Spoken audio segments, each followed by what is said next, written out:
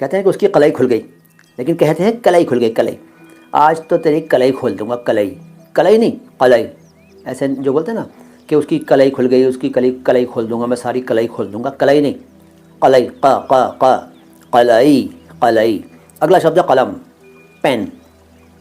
लेखनी है हिंदी में, लेकिन कलम कहते हैं सब लोग, कलम।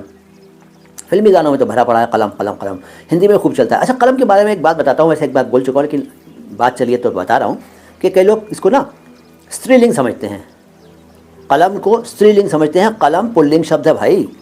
दिल के कलम से हम तुम लिखेंगे प्यार मोहब्बत की ये कहानी। याद होगा आपको, एक फिल्म आई थी गोविंदा की, प्यार मोहब्बत, उसमें ये गाना मोहम्मद अजीज़ ने और फीमेल वॉइस याद नहीं आ रही किसकी थी, गाया था।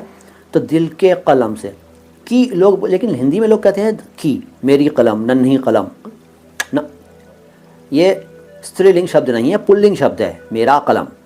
अरबी का शब्द है, मैं ये कह रहा हूँ, अरबी का है, और कलम है, कलम, और पुल्लिंग है।